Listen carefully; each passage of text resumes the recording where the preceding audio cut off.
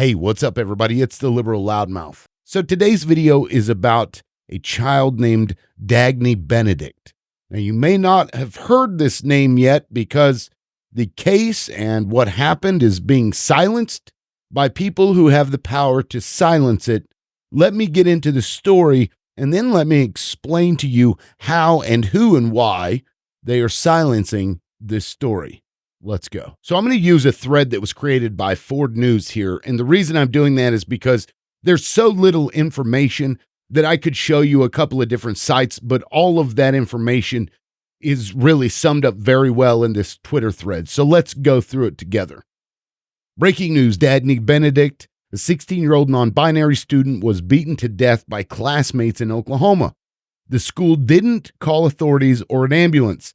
Dagney died the next day. Rest in peace. Grieving next Benedict, the brutal killing of 16-year-old non-binary student in an Oklahoma high school. Died February 8th. It's under investigation after police knew nothing of the violence. Owasso, Oklahoma, a 16-year-old Owasso high school student died on February 8th, and police are working to learn what happened. No fight was reported to authorities and no ambulance was called. The Owasso Police Department said they were called to Bailey Medical Center by the teenager's parent on February 7th around 3 p.m.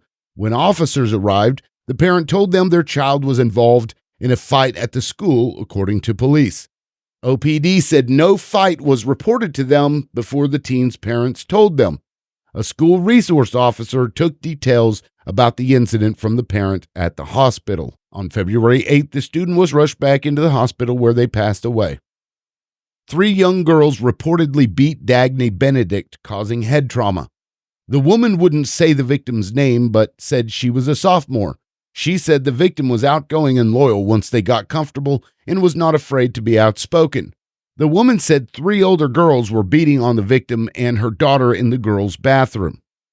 Dagney Benedict couldn't walk, yet the school didn't call authorities or an ambulance. A teacher reportedly broke up Dagney Benedict getting beat.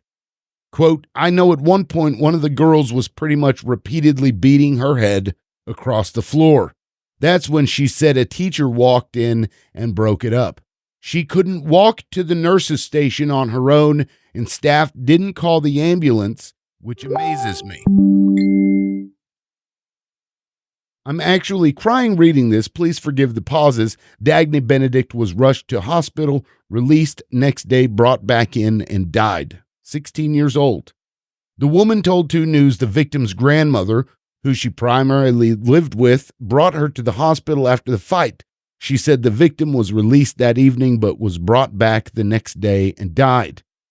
Police are saying they're not sure if the beating caused the death. Police said they still don't know if the fight was related to the teen's death or if a separate medical issue was the cause. OPD said they're waiting on medical reports before releasing more information. Sue Benedict and Dagney was an animal lover, especially with pet Zeus, the cat. Her family said Dagney loved to cook and would often make up her own recipes. Dagney was also a straight-A student. "She was tough, but a great kid," Mother Sue Benedict said at Dagney's funeral service. "I loved Dagney so much."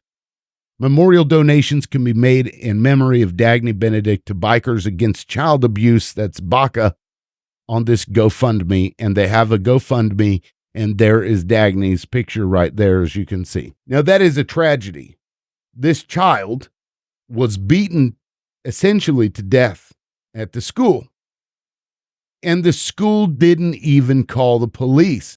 Okay, so this is a very personal thing to me because my child actually went to school with this child. I have also had run-ins with the Owasso elite, with the people that run the Owasso Public School. And let me tell you something, folks.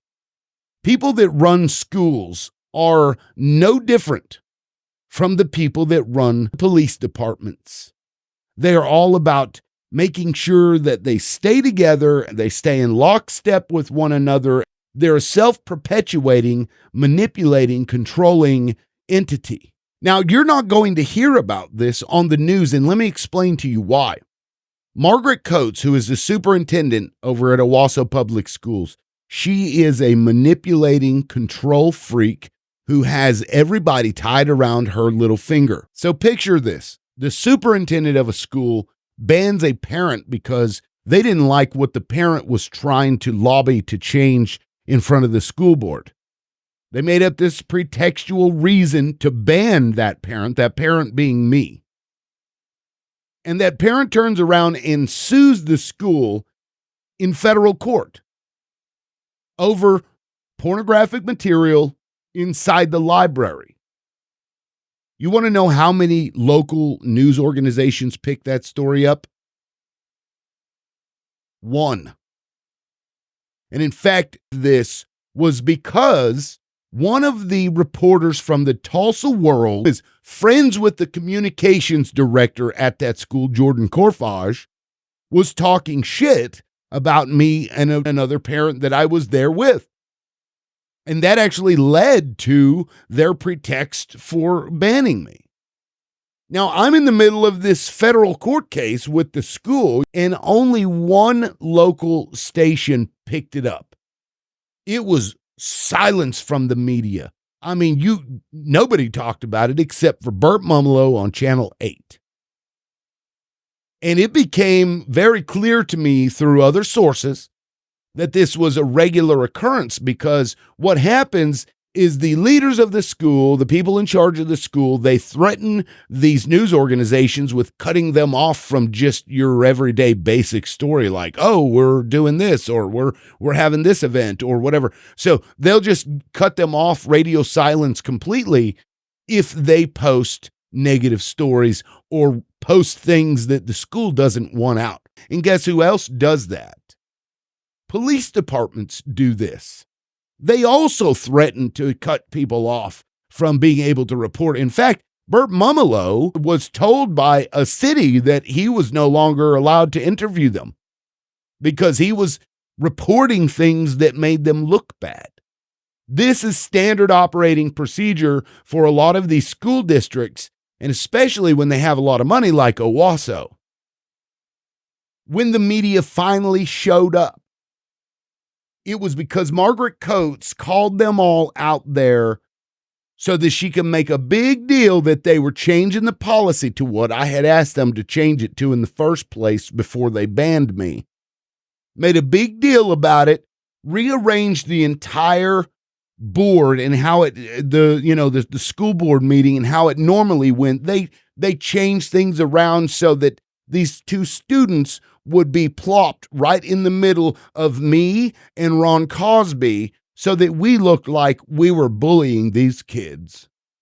And all the media showed up. It was a media circus that night. They had everybody there. And guess what? Not one of them reported about the fact that the push to remove and keep eyes on those graphic novels came as a result of them getting sued in federal court. Not one of them mentioned it, except for Channel 8, because they are under the thumb of Margaret Coates. So don't expect anything to come out of that school. Now, I want to point out to you that for almost 3 years, I spoke at nearly every board meeting about a program called Gaggle. This program monitors the kids, whether they're at school or whether they're at home, whether they're on school property using a school laptop or not. And what they say is it's for safety. It's to keep the children safe. Gaggle, in fact, does not save anybody. If it did, we wouldn't see an increase currently. We would see a decrease because more and more schools are latching onto this stuff. And one of the reasons that I had issues with Gaggle in the first place is because when they think that they have something that's going to catch everything, they turn their brains off and act like, oh, well, it's going to be fine because we've got Gaggle and we've got these other things that can now control and monitor and look at the screens and take screenshots and look through the camera and have GPS locators know where the device is at all times. When you have those things, you stop thinking about other necessary things that you need to implement in order to keep those kids safe. But the point is that they implemented this thing to make you think that your children are safe. But when a child gets beat in the fucking bathroom. What do they do? What did the school do? Nothing. They didn't report it to the police, and this child couldn't walk to the nurse's station? Are you kidding me?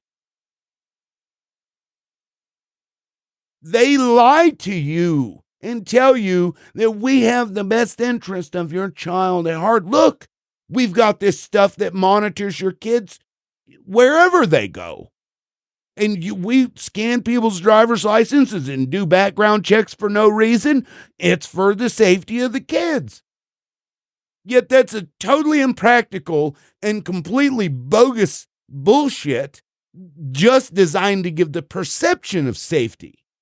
Yet when it comes down to actual practical things, they do nothing. And in fact, there was a teacher at Owasso Public School that thought she was going to bully my child.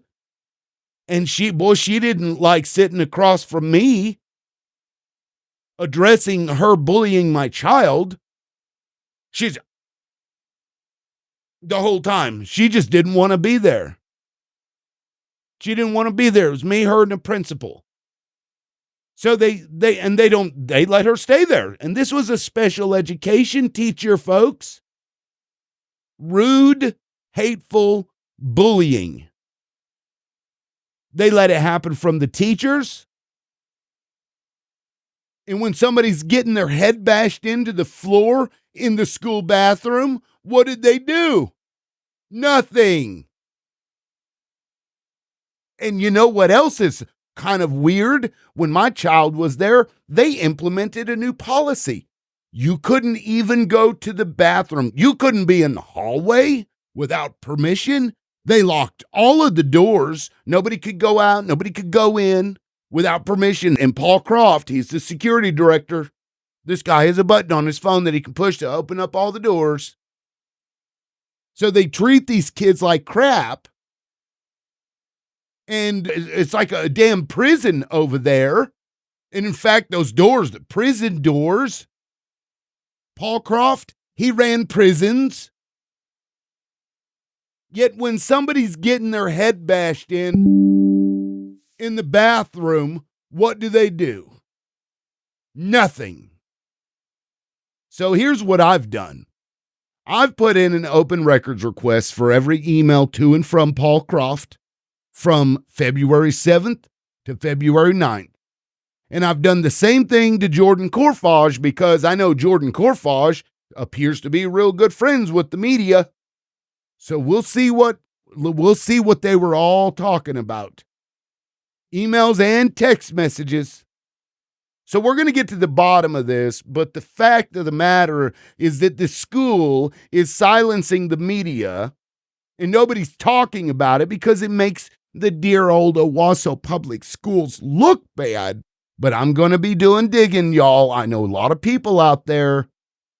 And Dagney deserves better than what she's getting right now. And that family deserves better than what they're getting right now. And shame on you, Margaret fucking Coates.